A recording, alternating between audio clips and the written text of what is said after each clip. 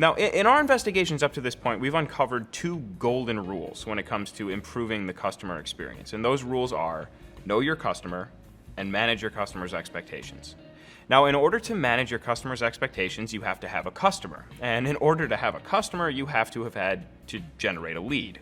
Now, knowing who your customers are, what they care about, what problem that you solve for them, what they know about that problem, what questions they ask, the words they use to ask those questions, where they go to find answers, all that stuff.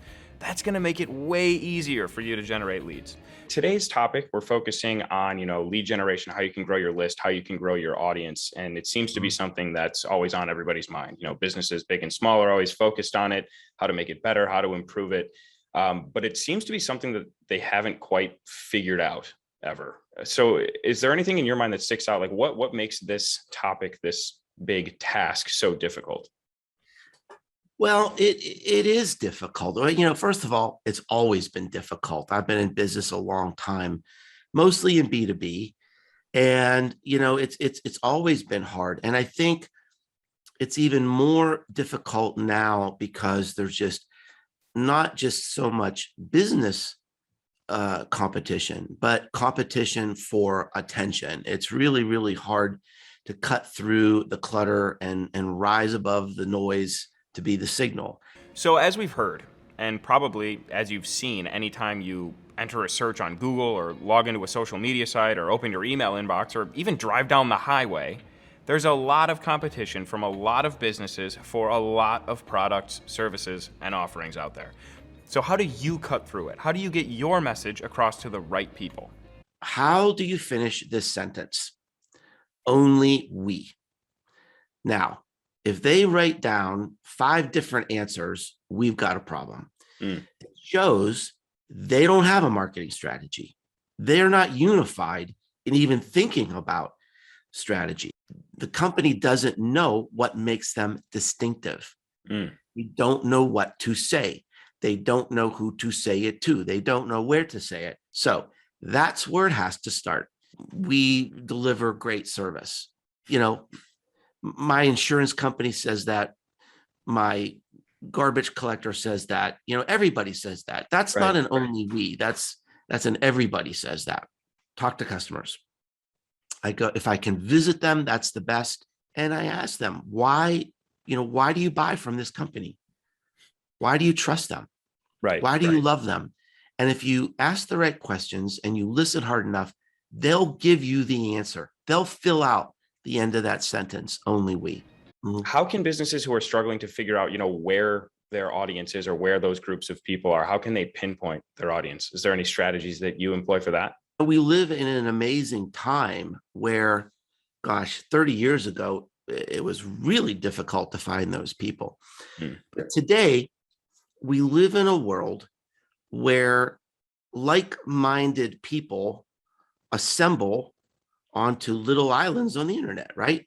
So if you love sport fishing, if you love racquetball, if you love hats, if you love birds, there are lots of dedicated groups, on the internet. And I think the idea today is it's becoming increasingly difficult to drag people to your site. If you're a business, how do you start to navigate that? Like, how do you begin to pinpoint, this is what we want to invest in, or these 3 or 4 or 5 different things? Where do you start? Well, I think the goal would be you want to be a nonconformist. And what I mean by that is that marketers tend to flock to whatever's popular until they ruin it, right? So, you go to a big conference and they say, this is the year of Snapchat, and Snapchat's going to be the next Facebook. And everybody leaves the conference and they're all doing the same thing on YouTube or Snapchat or TikTok or whatever it is, right? That's not marketing. That's just following the crowd. Great marketing is being a nonconformist, not a conformist. So the most important word in marketing is maneuver. A lot of people think marketing strategy is so complicated because we have so many channels and so many options, but it's really not, because chances are our cards have already been dealt to us. Are we the market leader? Are we number two? Are we disruptor? Based on where we are in the marketplace, that's going to help determine the marketing strategy. Fortunately, so many marketers today, they just, want to catch the latest buzz and do what everybody else is doing. And that's really, it's lazy, and it's not going to work. The world is just too crowded and too noisy to just copy everybody else. Is that 2/3 of our marketing is occurring without us?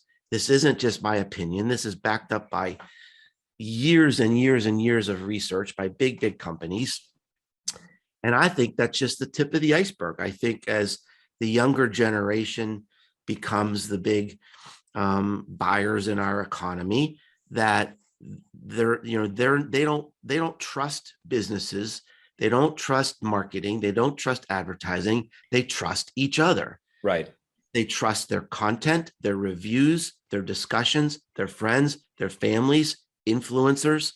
So that 2/3, by 2030, that might be 90% of our marketing is occurring without us, right? So part of this is, look, we have a certain group of customers who love us. Let's reward them. Let's nurture them. But also, how can we incent them to help us join that 2/3? How can we earn our way into that narrative? Could we do something so memorable, so special, that people talk about us, that we've earned our way into those conversations? It's another big priority for marketing today. So I think really it's a combination of both. One is nurture people the way they want to be nurtured. Other people, they're going to want to engage with you in new and innovative ways. And that's a great way to earn your way into the conversations. 2/3 of your marketing is occurring without you. Where? How? Who's doing it? Your current customers, or those people who are engaging with you. People talk. It's what we do. We tell each other what we like. We tell each other what we don't like. We tweet about it, text about it, talk about it, leave reviews, write blogs, post pictures, and call up our cousins or our friends or our cousins' friends to tell them about it. And then what happens?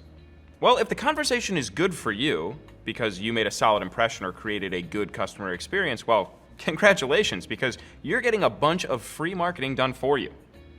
And not only is it free, but it's effective, because people trust other people. They trust reviews from strangers as much as personal recommendations, and they trust personal recommendations a lot. Now, you want to generate more leads? Your customer experience is a great place to start.